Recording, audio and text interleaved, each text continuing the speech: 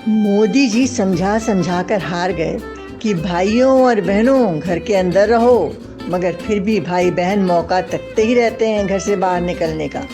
आखिर क्या करें, घर में वही एक चेहरा देख देख कर ऐसा लगने लगा है जैसे स्वर्ग से हमें नरक में धक्का दे दिया गया है। इसलिए आज बड़े प्यार से पत्नी के हाथ से थैला लेकर कहा, तुम कितना काम करती रहती हो, अब थोड़ा आराम कर लो, बाजार का काम हम कर देंगे, लाओ लिस्ट दे दो अपनी।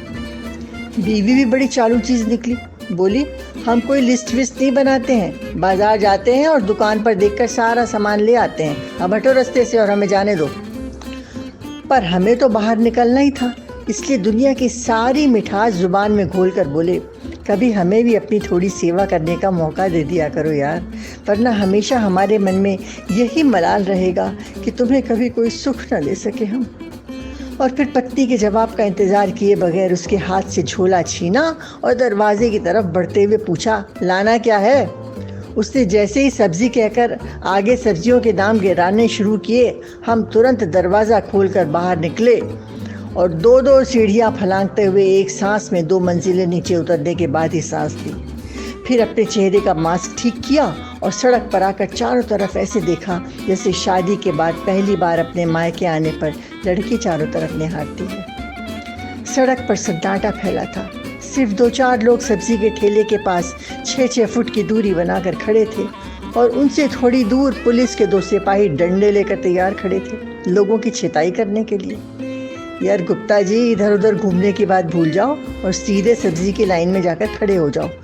हमने अपने भटकते मन को डांट लगाई और धीरे से जाकर सब्जी के ठेले की लाइन में खड़े हो गए। आगे खड़े 2-4 ग्राहक अपना सामान लेकर निकल गए तो लाइन आगे खिसकी और हमारे आगे वाली महिला का नंबर आ गया।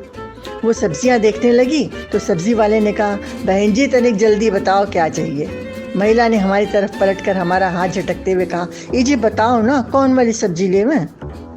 इस अचानक हमले से घबराकर हमने फौरन कहा कि आपको जो अच्छी लगे वो ले लीजिए। अब तो महिला गुस्सा हो गई और हमारा मास्क खींचकर चिल्लाई, ये मास्क वास्क लगा लेने से तुम्हारी शक्ल बदल ना जाएगी, जो पहचानेंगे नहीं तुमको। लेकिन बात ख़त्म करते करते शायद उसे पता चल गया था कि मास्क के पीछे कोई और ही है, इसलिए झेपते हुए बोली, भाई साहब माफ़ कर देना, हमारे वो इसी जगह खड़े रहे तो हम समझे वो ही आएंगे, पर हमारे वो गए किधर? उन्होंने हमसे ही जवाब मांगा तो हमने अपने सिर की हंडिया हिलाकर बताया कि हमें नहीं मालूम है कि उनके पतिदेव कहाँ गए। तब तक हमारे पीछे खड़े लोगों ने जल्दी करो का शोर मचाना शुरू कर दिया। इसलिए हमने उन श्रीमती जी से सब्जी खरीद कर आगे बढ़ने को कहा तो वो हम पर भड़क गई और बोली, ऐसे कैसे खरीद लें तरकारी?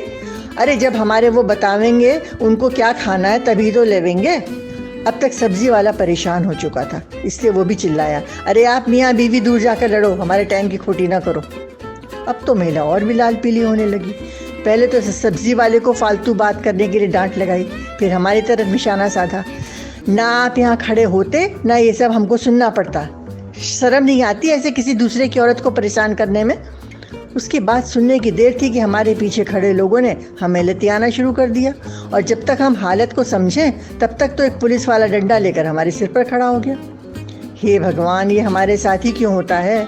मन में भगवान को याद किया और ज़ुबान से पुलिसिया की खुशामद करने लगे, मगर तब तक लोगों की न जाने कौन सी शिकायत सुनकर उसने हमें 2 डंडे रसीद कर दिए और बोला, सब्जी खरीदने के बहाने बाहर आकर औरतों को छेड़ता है, तेरे घर में माँ बहन नहीं है?